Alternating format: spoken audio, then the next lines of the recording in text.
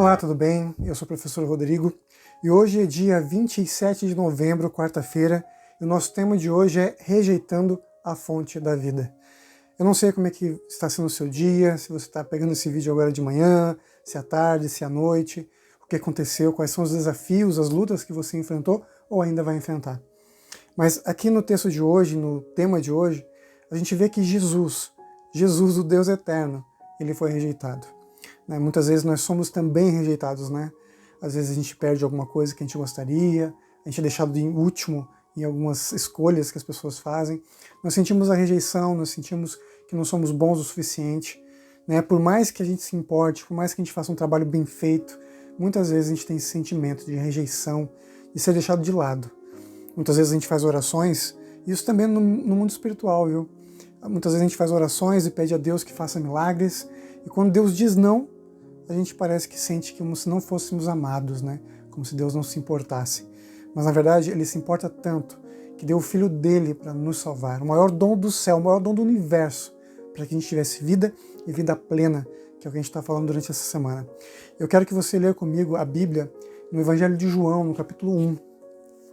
Capítulo 1, no verso 5, a gente vai estudar um pouquinho hoje sobre como o ser humano, de forma geral, rejeitou o seu Criador, o seu Deus.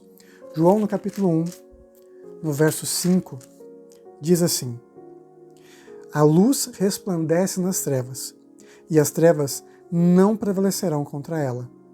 Diz também o verso 6. Houve um homem enviado por Deus cujo nome era João. Continua.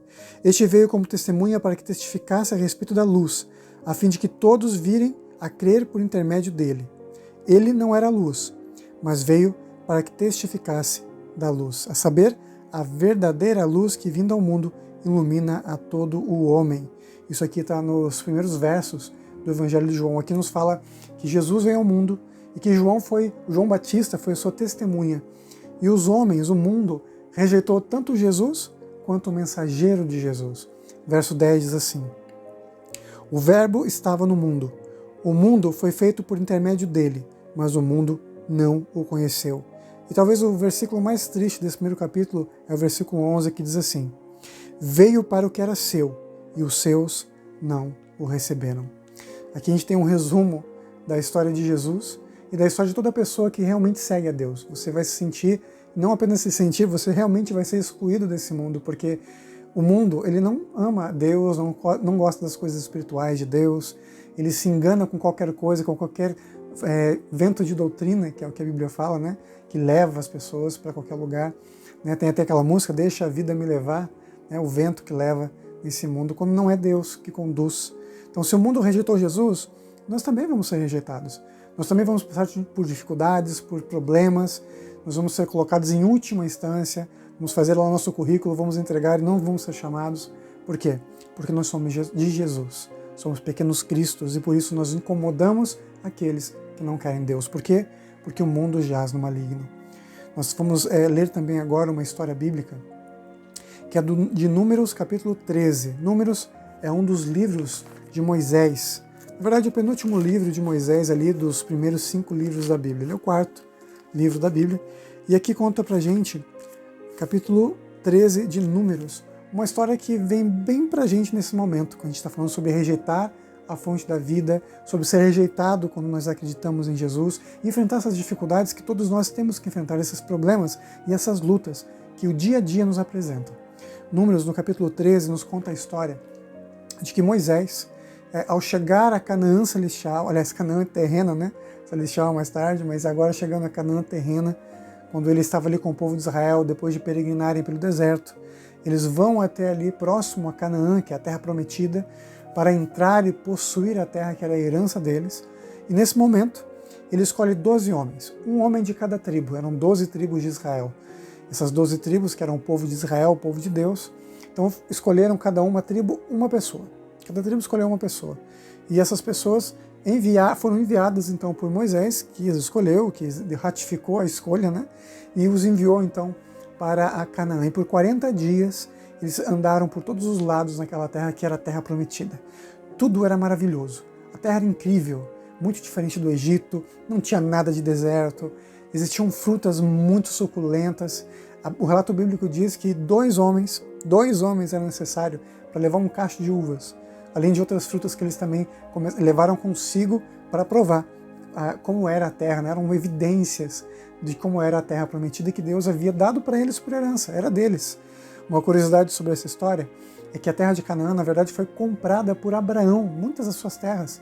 Abraão comprou durante o período que ele peregrinou naquela terra. Isaac, que é o filho dele, Jacó também, ambos, todos esses três patriarcas, compraram várias das terras.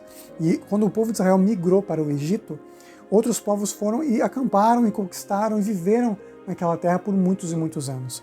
Agora havia chegado um momento em que Deus ia punir a maldade das pessoas que moravam naquele lugar. Uma maldade tão grande que era quase como se eles não tivessem mais salvação. Por que quase? Porque Deus disse que quando o povo de Israel invadisse ali e retomasse a sua terra, seria dada mais uma oportunidade para aquelas pessoas, para que elas não fossem destruídas. Aqueles que rejeitassem pagariam então com sofrimento, pela destruição, né? Enfim, passariam então pela espada do povo de Israel. Mas aqueles que se unissem seriam então parte do povo, seriam servos, seriam ajudadores e conheceriam mais de Deus. Bom, o povo de Israel então enviou seus 12 espias, esses 12 espias ficaram por 40 dias lá e eles voltaram para falar com Moisés. E ao chegar para Moisés, é o que nós vamos ler agora em Números, capítulo 13, no verso 23, que diz assim: Depois vieram até o vale de Escol, e dali cortaram um ramo de vide com um cacho de uvas, o qual trouxeram 2 homens numa vara, como também romãs e figos. Esse lugar se chamava o Vale de Escol, por causa do cacho que ali cortaram os filhos de Israel. E continua o texto bíblico. Ao cabo de 40 dias voltaram de espiar a terra. Caminharam e vieram a Moisés e Arão, e a toda a congregação dos filhos de Israel no deserto de Parã, em Cádes. Deram-lhes conta a eles e a toda a congregação e mostraram-lhes o fruto da terra. Então eles voltaram e se apresentaram diante de Moisés, diante de toda a congregação, todo o povo de Deus, os velhinhos, as crianças, os jovens, as mulheres, os homens, todo mundo ouviu então o relato de como era a terra e como realmente Deus havia prometido, e a terra era mais ainda do que eles esperavam, de bênção, de alegria, de prosperidade. E o verso bíblico continua. Verso 27.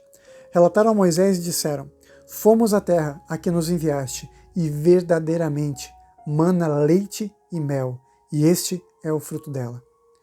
Aí começa, bom, se a gente terminasse aqui estava ótimo, né? Mas o texto bíblico continua. E aí vem para aquela questão da rejeição que a gente está estudando hoje. Diz assim o texto: O povo, porém, que habita nessa terra é poderoso, e as cidades muito grandes e fortificadas também, vimos ali os filhos de Anak, gigantes, né?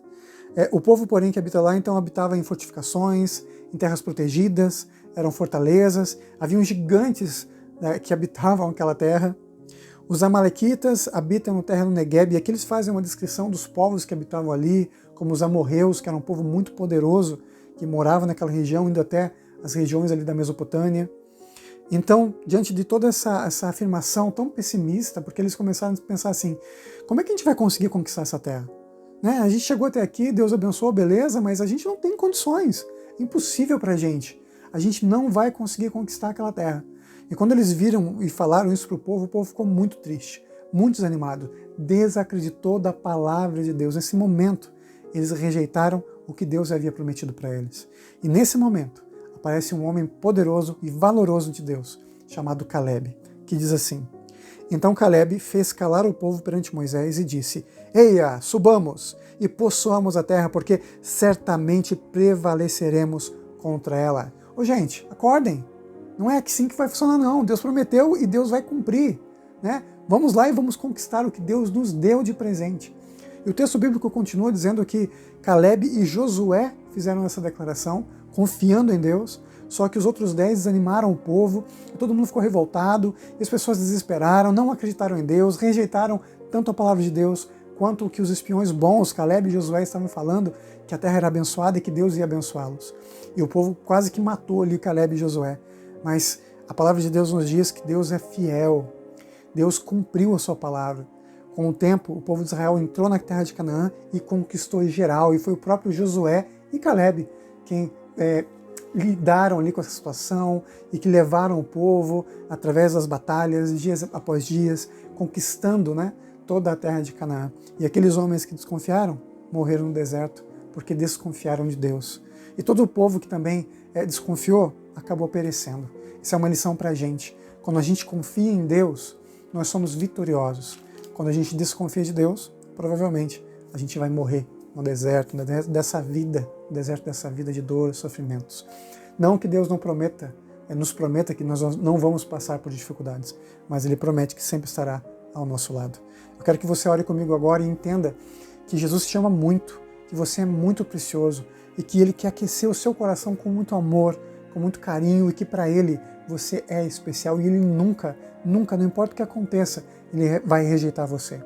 A única possibilidade de você perder o céu é se você não quiser o céu. É assim que funciona. Quando você está com Jesus, você tem a vida. E quando você está longe de Jesus, você tem a morte. Então vamos juntos orar? Querido Pai que estás nos céus, te agradecemos por todas as tuas bênçãos, teu carinho, teu amor e tudo que o Senhor tem nos mostrado através da tua palavra. Obrigado por trabalhar em nosso coração e nesse momento, Pai, nós aceitamos o teu amor.